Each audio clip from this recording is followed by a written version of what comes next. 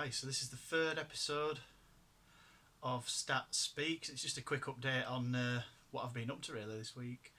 So I've just found out that we've had our West Riding County Cup game postponed against the Yorkshire Armies, which is a shame because we did plan on taking a full quarter of media team over to be honest, wherever they play. I mean, they have an LS postcode which take its Leeds.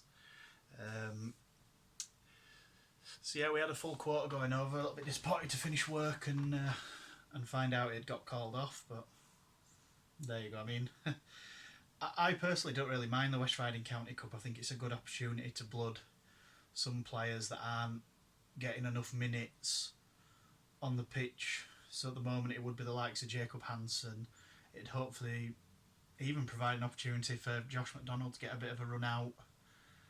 Maybe Matty Brown. I personally, if I was manager, wouldn't risk him tonight. Would have probably seen Will Appleyard, Dale Southwell would have probably played some of the match. Hopefully we may have seen some of this season's crop of youth team players. Two names I know that played in the recent Youth Cup games and other associated games of the Youth Cup that were involved last year but didn't actually get any minutes, even in the West Riding, were Callum Bromby and Gary DaCosta. But every year we have a new influx of students / players for that particular under-19 link up with Cordell College. So every year we'll have a new crop. I don't know the exact ins and outs of how they train, etc. with the first team, but I would imagine there'll be some kind of link there. But yeah, I just thought I'd give it a bit of a go. I've moved upstairs. Because downstairs I've noticed that obviously it's a big room, it's got quite a tall ceiling, it's quite echoey when I'm talking to it. I probably will eventually buy some kind of microphone that'll make it even more clearer, but I just thought I'd just, like I say, do a quick update on what I've been doing this week. So just while we're on West Riding County Cup, a couple of numbers for you. Since it's been called the West Riding County Cup, which I think is roughly from like 99 maybe to the turn of the millennium, we've played 47 times in it. We've won 31 games. We've never drawn, which I'm sure comes as a shock because most games are ended on the day. We've lost 16 of those games. We've scored 127 goals. We've conceded 65, which means we have a plus 62 goal difference in it. Only 7 games at home, which I'm sure will come as no shock to most people. We've won 5 and we've lost 2. Scored 35 goals and conceded 11. Away from home, we've had 37 games, 24 wins, and we've had 13 defeats. 89 goals scored and we've conceded 52.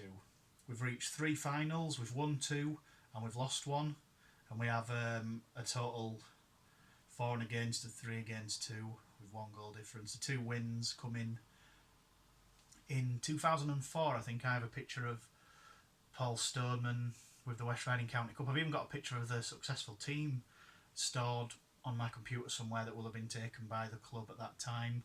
I'm not sure if it can be credited still at that period within the club's history as being a Keith Middleton photo, but it was taken either by the club or by the Halifax Courier, and we beat, I'm not sure if we beat Frickley or maybe Farsley in that game, and it was at Woodlesford Park, the home of the West Riding FA, and then of course we won it in 2013 at Valley Parade versus Guiseley. A really nice, I say nice, it was fairly nice for us as a club because we did the double over Guiseley. They'd obviously got a little bit above the station at that particular time. We'd done them in the playoffs, we'd won promotion, and then we beat them again in West Riding County Cup, a competition that for years we only half-jokingly said Guiseley really like to take this competition seriously. They seem to knock us out of it fairly regularly, so we won all 4 games that particular season. We didn't concede any, and we scored 12 or 13 goals along the way, including 7 at Liversedge, and then we beat Albion Sports 2-0, and I think we beat someone else, Albion Sports we also beat as well, and that was I think that was played at Bradford Park Avenue's ground. And then we obviously beat Guiseley in the final at Valley Parade, and the main story at that particular period in the club's history was we were all clambering for tickets at Brackley, with there only being officially 1,000 available, and everybody was saying for one of the biggest games in the club's most recent history, we've been limited to 1,000 tickets. Yet next week in a cup, nobody really cares about. We're playing it at a 30,000 seater stadium. So where's the logic in that? And it certainly made sense. But luckily we won both, so we did a little double that particular year. One competition we've always done really, really badly in, just as a side note, is the League Cup. Since its introduction in the 60s, Town played regularly. Obviously, they played in it every year up until 1993. We had a 5-year hiatus with getting relegated down to non-league the first time, and then we came back for 5 years, and we haven't played since 2002. But we've played in it 81 times, and we've only won 16. We've scored 91 goals, and we've conceded 158. Like I say, it's a competition we've done terribly, and especially away from home. We've played 40 games away from home. We've only ever won 6 games. So if you look through Johnny Maynell's book, you'll see that it tends to just be League Cup first round, first leg, League Cup first round, second leg, and then that's it. Or it's certainly just to the second round. I don't even know how far off the top of my head we've got in it. Maybe even just the third round. We've got an appalling record in it. So yeah, a little bit disappointed it hadn't been played tonight, but I'm sure it'll get rearranged for another midweek soon. With us not playing in the FA Cup on Saturday, it would have been a nice opportunity to blood some players and just keep them ticking over, and it's an excuse to go and watch Halifax. To be honest, it'd have been a new ground to tick off for some of our hardcore travellers. Obviously, the Travellers Tales gang, Flea, Rob Brown. They've probably ground hopped it before, but it'd have been the first time we've played Yorkshire Amis, I think, ever. Although we did play like a Yorkshire amateur side in this competition in the mid-2000s, so it's probably the same side, whether they play at the same ground or whatever, I couldn't say. So yeah, Monday, I was at the club and I did a little bit of recording on my own, unscripted, within the ground, and I've put that video to the club. So I'm hoping it will be something that they feel they can use, and you'll eventually be able to see it very, very soon. If not, it's something I can sort of treasure myself. I'll just see what my options are on that. I'm hoping that I can make it public either via the club or via other avenues, but I've certainly got to get the say-so of the club. Obviously I got the permission of the club to film there. It's totally separate from these recordings the club are doing at the moment in the run-up to the festive period. This is something I've done off my own back, inspired by Johnny's Shaycast interview in which he spoke about things of the past. I've done some film. I don't want to give too much away because I think it'd be a nice surprise for people if it does come out, if and when it comes out. I'll hope in one form or another it does. It is a video that I'll be able to make public. So fingers crossed with that. So after that I did a little bit of scanning because I have an A4 scanner at home. Boring, I suppose this is a little bit boring. I've got an A4 scanner, but at the same time I've got loads of newspaper articles that need scanning, so I needed a bigger scanner. I went on a massive tour around Calderdale and Kirklees before it dawned on me, why don't you just go to the club? The club have got a perfectly good printer or scanner that I'm sure you'd be able to use, and they did. I tried the uni, I couldn't use that because I weren't a student, I didn't have an email on their internal service system. Huddersfield Library only had an A4 scanner. A printing company on the outskirts of Huddersfield wanted to charge me £6 per page of my scanning, which is just stupid numbers really. There was no way they were ever going to be able to do that, and it were going to be in black and white, so I'm not quite sure what planet they were on. But anyway, despite those disappointments, eventually it was like, why don't you try and do it at the Shay? They've got a big printer scanner, you might be able to do your filming. Obviously the weather were awful, but it turned out nice. Actually, because I was undercover for the majority of it, so I didn't get too wet. And I just thought I'd show you some of the stuff that I've scanned. They will eventually come out. I've got like 100 JPEG images that I've emailed to myself. It's just a case of like knitting them together, putting them together, cropping them, whatever. So the first one, these are in year order, by the way. Halifax Courier from Tuesday the 4th of August. It's the season ahead preview that the club printed. Obviously there's John Brown, picture of Jeff Horsfield, and I think that's Andy Thackeray at the bottom. I'll just have to have a look. Yeah, of course it is, Andy Thackeray. They produced this for just to pull out in the paper. We Mean Business, Kevin Hume, Shooting Star, Jamie Patterson, Back Amongst Friends, Mark Sartori and Tim Carter, Booth Town Boy. Obviously didn't know what were coming regarding that guy, but Peter Butler. Then we've got this central part here, which was the fixture list featuring Jamie Murphy and cult hero Dave Anson. Of course, who can ever forget his winning goal, or his goal that rescued us and then won us the game versus Southport, and him being the man that wrapped up the scorings at Peterborough. All of our opponents there on another sheet. Solid as a rock, Stoneman. Welcome competition, Lee Martin. Sorry, it's folded there. Just on that page, and then on the back, Jamie Patterson, player of the year, 97-98. Played Huddersfield Town there. Them in their Panasonic away shirt there. So yeah, that was one thing I scanned. I took a lot of pleasure in scanning these. Next one. Again, I mean, all of these need no introduction, to be honest. Even the date alone should give them away. Thursday, 11th of May 2006. Front page headline, "What a Night. Drama as Town Storm Through." Back when the Courier was a broadsheet. What a night. Grays Essex. Martin Foster scoring his penalty to equalise. Plenty more stuff within the newspaper. Foster's spot on as Shaymen triumph. A few more pictures there. Lewis Colleen, Danny Forrest. You'll see all these because these have been scanned. Yeah, so I just kept it for them two apparently. Next one is front page, but is just for the chap down the side.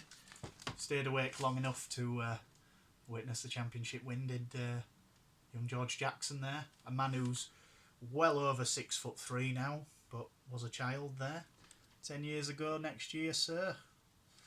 Players deserve plaudits. Aspinhale's champion side, complete with crossword puzzle done a little bit, if you can see that.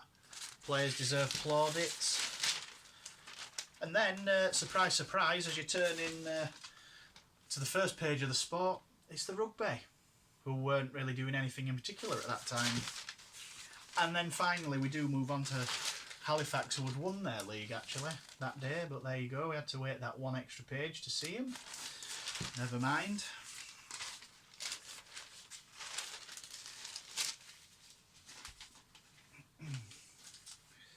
This one, Friday the 17th of May 2013. Mr. Sean Williams and Mr. Danny Lowe with the FA Cup. Sorry, the Blue Square North Playoff Championship winning trophy. And this will also cover what I've discussed before. Here's Lee Gregory, golden moment.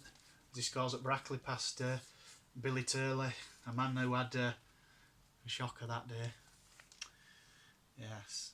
Aspin keen to stay for Conference Assault, obviously with the West Riding County Cup winners there, Valley Parade. Keen to stay, which he did so. This isn't a video about talking about the managers though, but all in all, of course, Neil Aspin did a fantastic job. Shaymen at Wembley, 20th of May 2016, also the day my son were born. So plenty of photographs of fans and such in that. I'm just going to go back while I'm on the subject of fans, because I've forgotten to open the paper to the previous one about Brackley, to the opening, what would be page 3 of the Evening Courier. Adam's day to remember at the playoff final, and again, like a lot of people at Halifax Town, a man and his family who need absolutely no introduction. Adam Heslop, who was at that game, and Neil Aspin gave him his playoff winning medal. I'm sure it's something that Adam absolutely cherishes, and a full scan of that particular article will be going to his family. So yeah, the other one was Shaymen at Wembley. So you've got Nicky Rowe, Jim Harvey, and that is Craig Deasley, who was Grimsby captain. Problem is my name's Shaymen stats, not just football. Like if in Halifax Town, then my judgment's not too good. But how good is this photograph of? Obviously they didn't know that McManus was going to score the winner, but look at how good that picture is of Scott McManus. It's an article about him beating his sister who played for Manchester City women at that time to get into Wembley. So yeah, it's funny to look back on it, obviously knowing that he scored the winner, and here's the main man again. Devoted supporter Adams, all set for a special day out at Wembley. He was one of the many mascots that day who came out with the players. Obviously, it goes without saying, thoroughly deserved for the love, commitment and dedication of himself and his family to this club, which, you know, is a mutual thing. It's the love and devotion of both club and Adam Heslop to the club are just wonderful, just absolutely brilliant. You know, trophy final could be a goal fest this season by Tom Scargill. 1-0 win, obviously. Grimsby boss Hurst expects Town to be up for the cup, and we certainly were. If you watch the FA Trophy back though, the full match, do you know that first half's quite drab? When you look back on it now, and I suppose we can kind of literally sit back on his laurels now and know, well, you know, we won this game, you know, we can sort of watch it back, but it's a very dull half actually. Obviously in the moment, Town are there, Wembley first time, all that, and you're on the edge of your seat, or you were stood up as I were. But when you watch it back, it was a very, very, very boring, at least the first half, a very boring half of football. Obviously, your Sylvania 16-page Town's triumph against Grimsby, May the 27th. Obviously, you've got Connor Hughes and Shaquille McDonald, Macca with a cup. I'm sure we all own this piece of newspaper, if not some of the others even. You know, plenty of articles. Memorable moment for Scott. Dream come true for skipper Nicky Rowe. Sunday's Wembley success is only just sinking in for Shaymen midfielder Sam Walker. Perfect end to Sam's loan spell. Welcome back. A bittersweet day for Bosenworth as trophy win follows relegation. No icing on the cake for Hurst. Captain Deasley not too downhearted by defeat in trophy final. Boss Harvey left disappointed at Shay exit. Oh yeah, because literally the day after we announced that Jim Harvey would be leaving. Lee Castellino's round trip, Cass, come from Edinburgh from his friend's wedding, I think, or 30th birthday, and then went back the next day. What a great choice. A day to remember as group enjoy their day at Wembley. Community support services outside Wembley. Great Scots stunner seals Town trophy white triumph at Wembley, and then plenty of photos of supporters in the middle, like so. It's a great day. Loads of photos of just supporters together. There we go. I have to admit though, as a man who's followed Halifax Town, and I'm not saying that the day trippers, a lot of the people in these photos are people I don't really recognise, which is great. It's a bit like I always notice this, of course, on away days. You spot different people at away games because you're not in like your usual home spot and seeing sort of people who do the same in the same spots, same faces. If you follow Town away, you see a lot of different faces, a lot of different people. And I recognise this particular gentleman at the front looking very smug. Shane Oggy Ogilvie at the front there. Yeah, Stuart Byrne underneath. Obviously, he's been involved with Supporters Trust and he's been on the board as well. Certainly in the Millennium. Let's see what else we've got going on. Plenty of fan photos. Shows one guy that can recognise himself on there.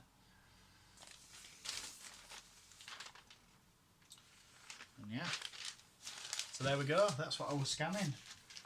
Some of these were a little bit bigger than even the like A3 scanner, so it's been a case of like scanning one bit and then having to scan the next bit, and hopefully I can knit them together and make them into one big massive picture. But yeah, wonderful just to look through them and go through them. Where's the Greys one on the top? It should be that one. There we go. So they're now in order again. So yeah.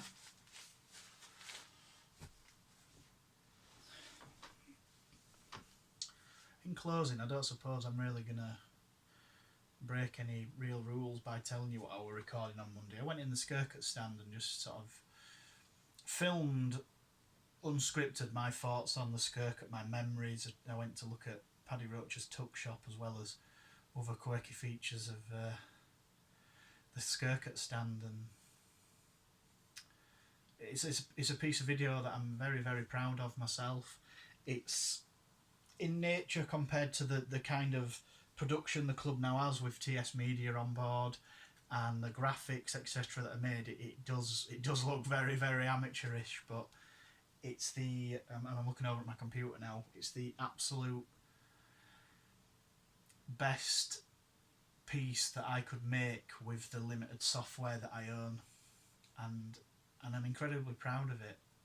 And I hope I can show it all to you one day. I know I'm talking about my own video again, but I really do think it's just a really nice video where you be able to tell that I'm speaking from the heart about a club that I absolutely like, worship and adore. Some of my memories, they'll be a lot more modern than some of the older generation, which I've alluded to in my videos. I've sort of said there'll be plenty more stories than what I can tell from years and years gone by. Some good, some bad, some a bit of both, some funny, some sad.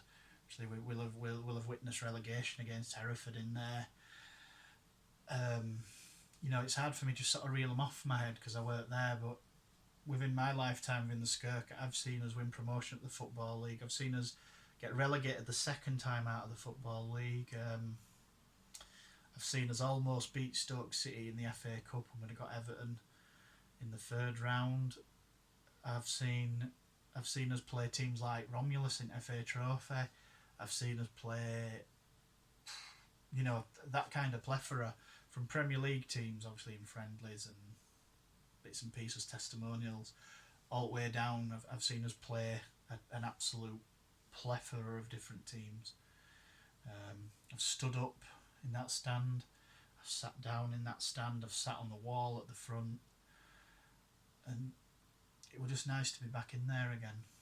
Obviously there's parts of it that are very dusty, a bit dirty, a little bit run down, not necessarily through neglect, just isn't used, is it? Basically, it's not used anymore.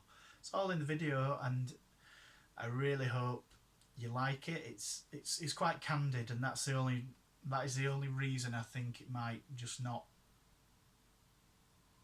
not get the official club seal of approval. But I hope I can put it out in some way, shape or form, because I am really, like I say, I'm really proud of it. I was happy to do it. The day was grim like it is today. It was raining, and it didn't make the video downbeat or downhearted in any way. There's two versions of it. There's a 17-minute one that's edited down, and that's the one that's certainly closer to my heart. And there's one that's a little bit longer. I think it's 35 minutes, and I also go into the North Stand and sort of discuss a few memories about the North Stand. But the main reason I made it is I wanted to go in the Skirket Stand and make what I wanted to actually just be like a quick 5-minute video of Paddy's Tuck Shop, which would be at the back of the Skirket Stand, and it turned into this sort of... I just basically clicked record on my camera phone and I just spoke until I just couldn't anymore. So yeah, keep your eye out for that. It's a shame the game's been called off tonight in the West Riding, because it'd have been nice to get a run out for everyone. But if anyone was listening closely to Pete Wild's Sharecast episode 2 when we interviewed him, he said the club has a friendly behind closed doors every week. Obviously it's not made public, it's not public knowledge, obviously we don't get match reports about it, etc. But we play a match every week. As long as we don't have a Tuesday night game, I suppose it goes without saying. If we don't have a midweek game, we have a friendly behind closed doors. We've played Bradford, we've played Fleetwood, and I can say that because Wild mentioned those two clubs on that Sharecast. The club are very happy with the Sharecast. The numbers for their guesstimations, they were hoping they'd have been a little bit higher than what they were. So if you like these Sharecasts, make sure in some way, shape or form either feedback into me, or you can talk to OT Oliver Thompson on Twitter. He's on Facebook. You can message the club on Facebook, you can message the club on Twitter, you can email the club.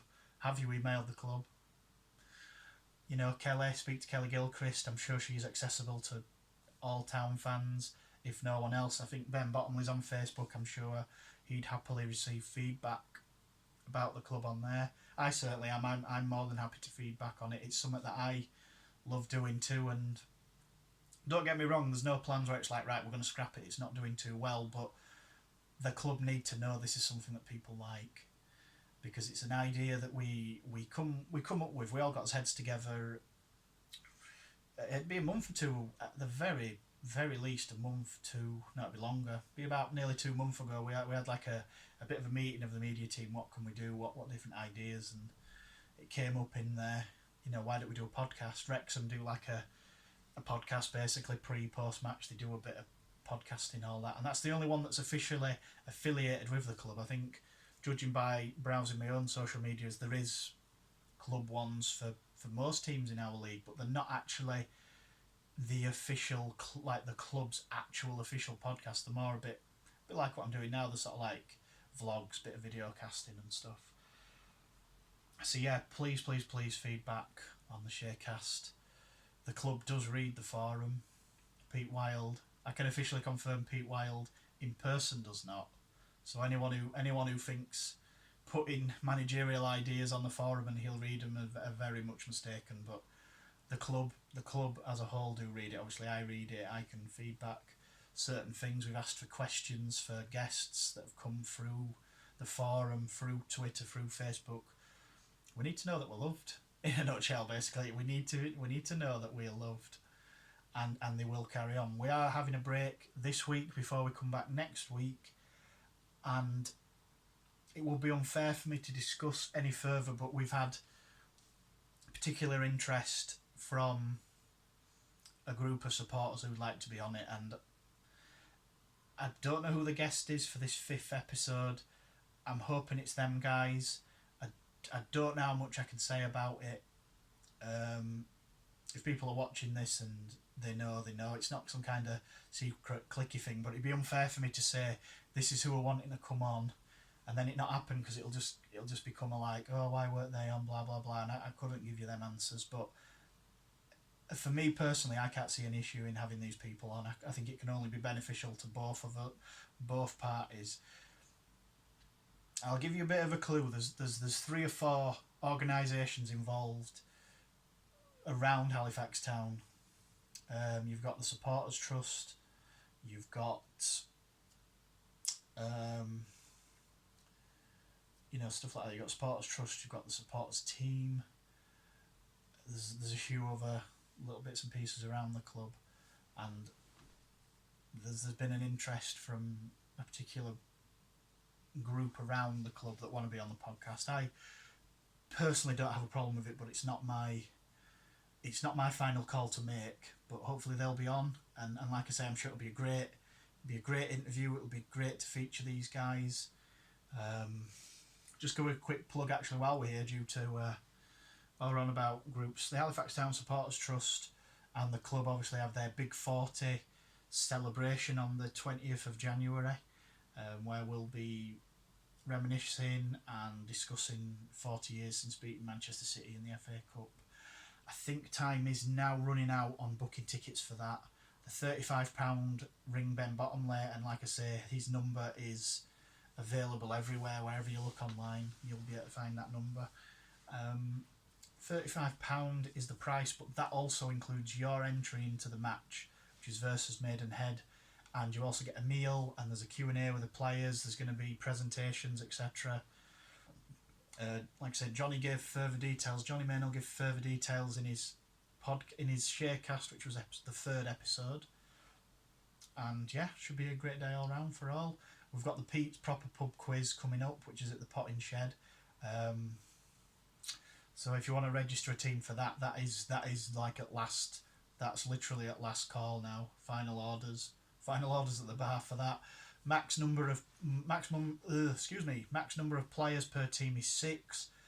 Lee Castellino of A.F.C, Halifax and Town supporter, tweeted the club to ask them, and they have said it's a max of 6 per team. We've also got the Supporters Trust race night. Has that come or gone? I'm really sorry, because I'm so involved with lots of different things around the club and doing my own things around the club. I sort of lose track of where we all are. They've got a race night at the Flying Dutchman, which is also very, very soon. So I'm sure the Supporters Trust are tweeting and informing support us on that. Supporters Trust membership is free to join this year. There's an article on the forum posted by Halifax Town Supporters Trust, free to join. Just need like name, number, email address, your home address, and with that you can get 10% off. I think it's merchandise. If you shop online at fchtshop.com, you get after season ticket holders priorities of games that need tickets. Supporters Trust members then are that next crop, and say it costs you nothing, you honestly may as well do. They made a very, very clever step actually this season, did the Supporters Trust. If you ordered a season ticket, or certainly if it's, I think it went for everyone. I picked my season ticket up on the first night you could. They had a membership A4 sheet in the envelope that had your season tickets in. So lots of people filled in the East Stand when they were picking the season tickets up, and representatives were there. But if anyone's sort of slipped through that particular net, have a look on the Shaymen.net forum for how to apply for that. Like I say, it's free. They just need your name and number, email address, and I think a home address, and you're in. And you can obviously attend their functions. They do fun Q&As, fun race nights, Q&As with people involved with town. That usually means David Bosenworth and members of his board, Pete Wild and his managerial staff, the occasional player. They've obviously organised the Big 40 meeting through Johnny Maynell, Kit Walton, all names that people would know. So yeah, be involved with that. It's a shame we aren't playing this Saturday. We'll have to just find something else to do. I suppose we can all watch Harrogate play Portsmouth on the Monday night. I know I'm cheering on in that particular game. It's a shame it's not us, but the FA Cup, since we've been FC Halifax Town in 2008, has been good and bad in both extremes. Come on, I mean we've been on telly against Charlton, been on telly against Bradford. We've played at MK Dons, and MK Dons are MK Dons, but I mean after Wembley, that's easily the best ground Halifax Town have ever played at, bar the Shay obviously above all else. That's the best ground we've played at. We got a West Yorkshire derby that was televised. We got Charlton, who were top of the what is League One, live on the telly. The first round has been cruel and kind to us in equal measures. Obviously having to go to blooming Dagenham and Eastleigh in it as well, and getting Wickham at home. They're just sort of draws. Who did we get last year? Again, Shaymen Stats has stalled. Please try again later. Who did we get? Jamie Fullerton was manager. That's right. Okay, so obviously we got past Warrington thanks to a replay. We should have beaten Morecambe on the day. I don't know what was wrong with Johnny Edwards' goal, but we beat him in the replay, and then of course we got A.F.C. Wimbledon again live on BT Sport. We played the proper Wimbledon. Obviously Cozzy's run, Cozzy's form since then, etc, etc. So there's always next year, isn't there? Halifax Town, there's always next year. Let's just do it next year. Disappointing to lose to Harrogate twice in under a month. They can have their little day in the sun like Guiseley have in the past, tried to drum up some kind of rivalry with us, and there's just it's not mutual. We're watching York's progress. They're probably going to come up this year. Our gaze is always on Bradford. It's always on Huddersfield. It's always on Burnley's. Whose gazes won't be on us. They're watching, Leeds. Leeds aren't looking at Huddersfield. They're looking at Manchester United. Man United are looking at, Man City and Liverpool. Rivalries in football are very rarely both ways. So yeah, we have no rivalry at all with Harrogate. They try to drum one up and make it into something that just doesn't exist, basically. Simple as that. But there you go. You saw my tweet there was a York account recently, obviously saying like we're playing great football, we're coming up.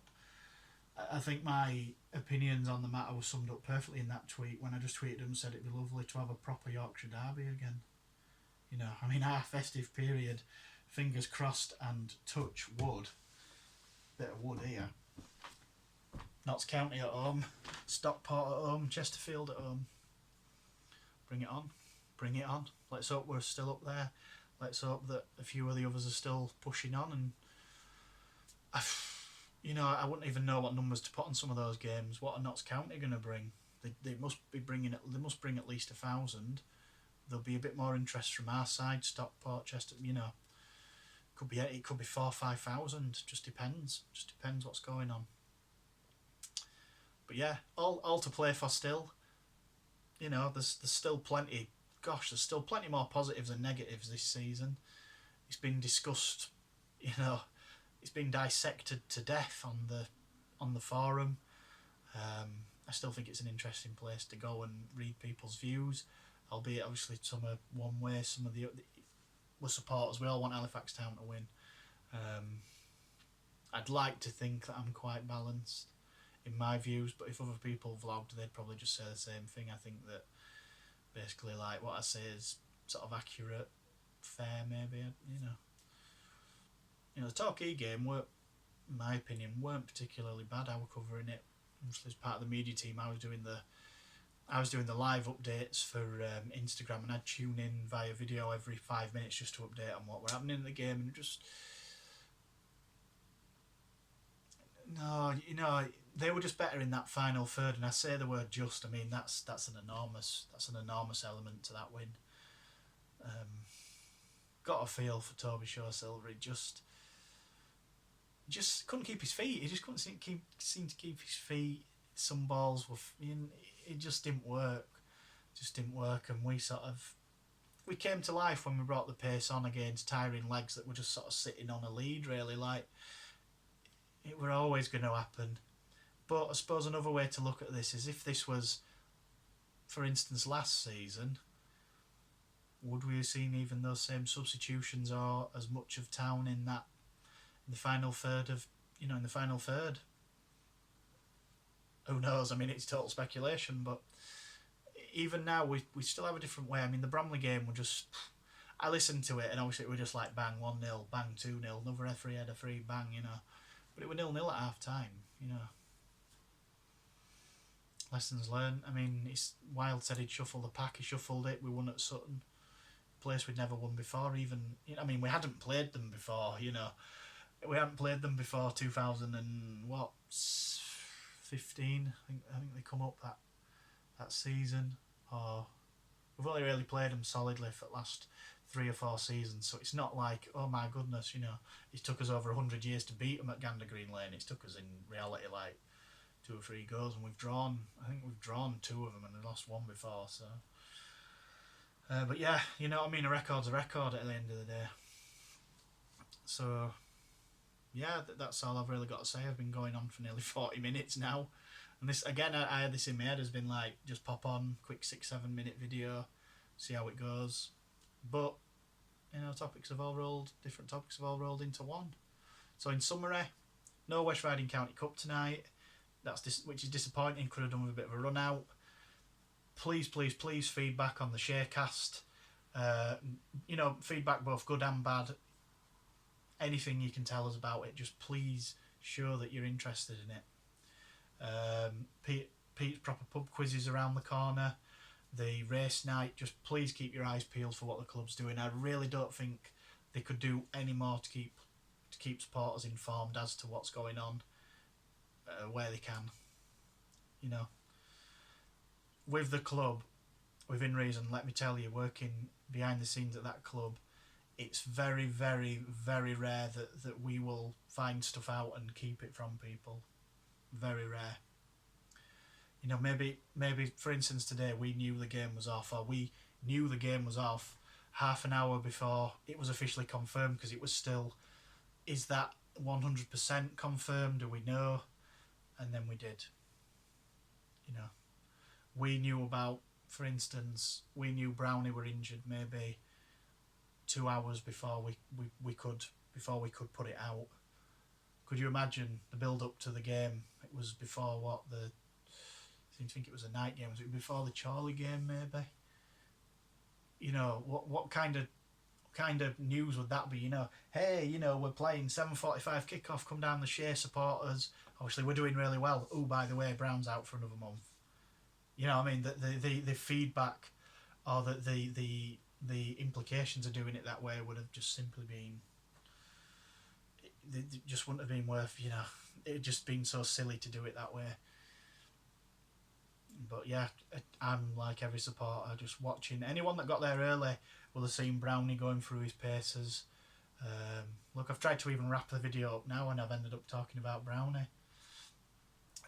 Doing his own little warm-ups, he was basically jogging up and down in the 50-yard in Town's area, you know. But he was testing his speed out. He was jogging little bursts of speed, you know, before slowing down. Didn't even go through a rest. He sort of just slowed, trotted, turned, did it all again, stopped, just did it again, and he looks. I mean, obviously, you can get down from the east stand. You can see him close up from the skircut, but he's a very, very fit man. He's Brownie. Like, he's so athletic compared to a few seasons ago when he was almost out for a season after the Wembley, you know, after the Wembley playoff final, which he played through with. I think he'd taken painkilling injections in his feet or whatever. You know, anyone who saw him at the Harrogate Town FA Cup game that was won by Jordan Sinnott and Jake Hibbs, not to be mixed up with his seasons, will certainly say he weren't in great shape, but he's in fantastic shape. You can quite clearly see that he wants to get back as quick as possible, but we are desperate for him back. Anyone will miss that kind of captain, that kind of leader, and all the adulation he gets from everyone, supporters, peers, you know, anyone. He deserves every crumb of credit, but we simply can't. Can't rush him back. Imagine the heartbreak for everyone if he plays, let's say, against Woking and he's, you know, not just quite there, and then he goes down and he crumples like he did against Solihull when he went down for the injury. It's literally, I'm laughing, but as soon as Brown were injured, we conceded a goal. That's how important that man is to the club. It is that vital.